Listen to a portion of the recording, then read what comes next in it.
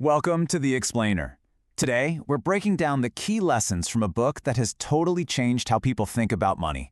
Morgan Housel's The Psychology of Money. And get ready, because this is not your typical finance explainer full of spreadsheets and confusing jargon. See, the entire book really hinges on this one powerful idea. It's that financial success has so much less to do with how smart you are and almost everything to do with how you behave. Okay, so what does that actually mean for you and your wallet? Well, to figure that out, we've broken down all this amazing wisdom into 4 key themes. Think of it as a whole new playbook for how you see wealth. All right, so first up, we're going to look inside our own heads at your brain on money. Then we'll tackle the curveballs the world throws at us in the world's wildcards. After that, we get practical with getting rich versus staying rich. And finally, we'll talk about the real reason we're doing all this in the real prize, freedom. Okay, Section 1, your brain on money. We're diving right into understanding your own financial mindset. And it all kicks off with a really profound idea, which is, simply, that when it comes to money, no one is crazy. Think about it. Your personal experiences with money shape like 80% of how you think it all works. So if you grew up with very little, you're going to see money as a lifeline, as pure security. But if you grew up wealthy, you might see it more as a tool for opportunity, right? Lived through crazy inflation, you're probably terrified of holding cash. Saw a market crash firsthand, you're probably going to be scared of stocks. The point is, your decisions feel completely reasonable to you, based on your life story, even if they look totally nuts to someone else. So this leads to a really interesting question. Why do we so often chase things, buy things, that don't actually make us happy? Well, Housel has this brilliant explanation he calls the man-in-the-car paradox. It's so simple, but so true. When you see someone driving a Ferrari, you don't really think, wow, that driver is so cool. Nope. What you think is, wow, if I had that car, people would think I'm cool. And that's the paradox. You're trying to win respect by buying shiny objects, but it's a losing game, because other people are just using your stuff as a mirror for their own desires.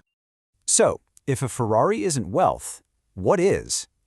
And this, right here, gets to one of the most crucial ideas in the entire book, the massive difference between being rich and being wealthy. And let me tell you, they are not the same thing. Just look at this. Rich is what you see. It's the current income, the fancy stuff. It's loud. It's in the foreground. Wealth, on the other hand, is invisible. It's the money that you haven't spent. It's the savings, the investments that are quietly working for you in the background. See, being rich is often about spending money to show people how much money you have. Being wealthy is having money that you haven't spent.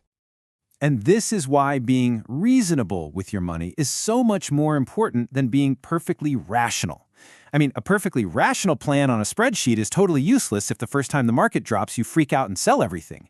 We're humans, not calculators. The best plan is the one that's reasonable for you, the one you can actually stick with, the one that lets you sleep at night. And here's another thing we have to accept. You are going to change.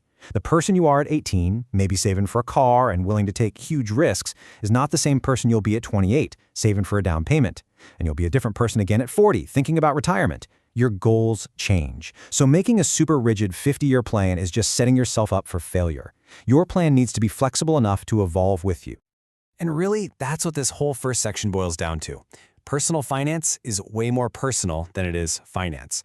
What works for some day trading millionaire is a recipe for disaster for a teacher saving for retirement. So you've got to stop copying what other people are doing and figure out what actually works for you, your goals, and your own personality. All right, let's move on to Section 2, the world's wildcards. Because here's the thing. Mastering your own behavior is only half the battle. The other half is dealing with the unseen forces of luck, risk, and just pure surprise.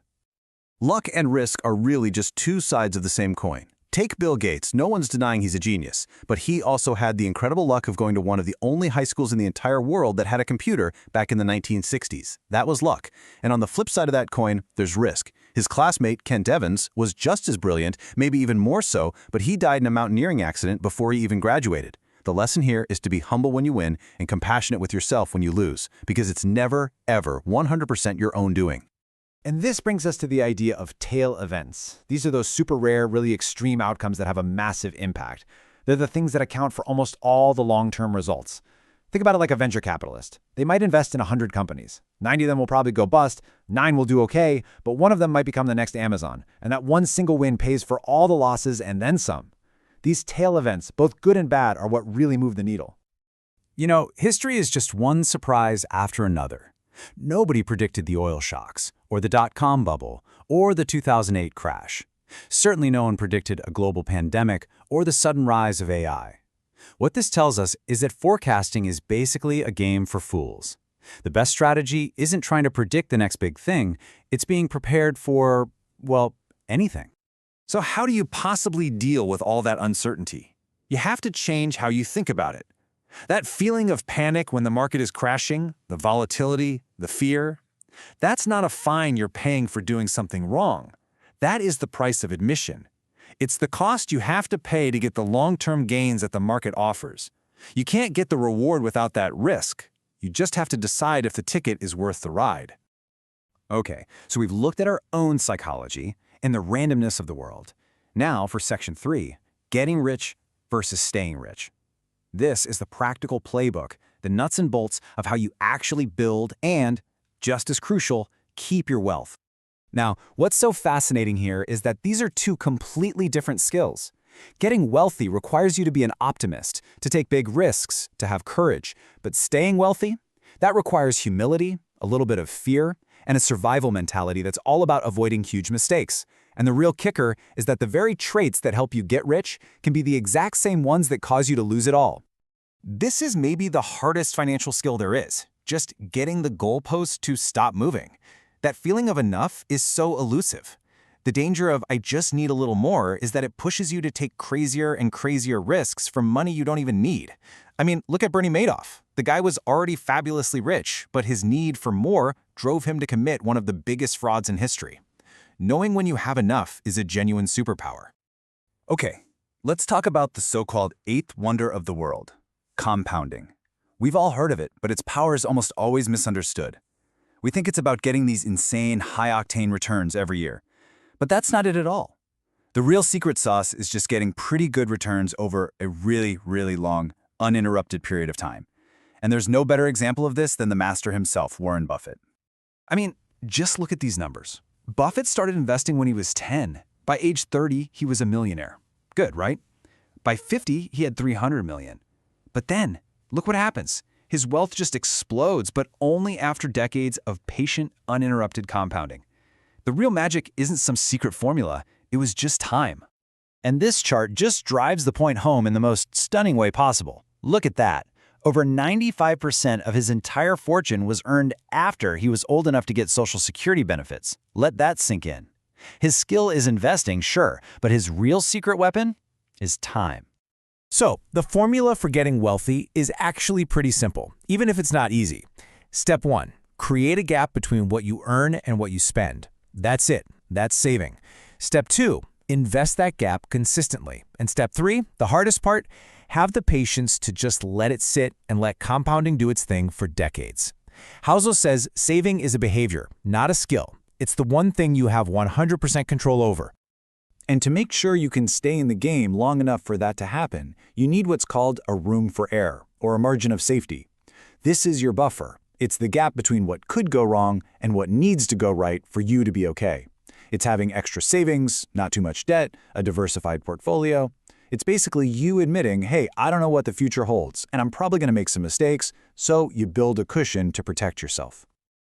So that brings us to our final section, Section 4, the real prize, freedom. Because after all of this, after saving and investing and being patient and riding out the crazy ups and downs, what's the actual point? What are we really aiming for? I'll give you a hint. It's not a bigger house or a faster car. This is it. The highest form of wealth, the real endgame, is the ability to wake up in the morning and say, I can do whatever I want today. Money's greatest dividend isn't the stuff you can buy with it. It's control over your own time. It's the freedom to choose your work, your schedule, your life. And believe it or not, the best bet for getting there is to be an optimist. You know, pessimism always sounds so smart and sophisticated. But the truth is, while the daily headlines are always full of doom and gloom, the world generally gets better for most people, most of the time. Long-term progress is the dominant trend. So betting on things getting better isn't naive. It's the most rational choice you can make. So let's just recap the big ideas here. Your behavior matters way more than your intelligence. Patience is a superpower. Saving is more powerful than how much you earn. You have to know what enough is. You have to accept that luck and risk are part of the game. And the ultimate goal, the whole point of all of this, is freedom. So I want to leave you with this question. Knowing that your behavior is the single most important factor, what is the one thing you could change today to give yourself more control over your time tomorrow? Because this isn't about becoming some kind of financial wizard. It's about being more intentional with your actions, and that is what builds a truly wealthy life.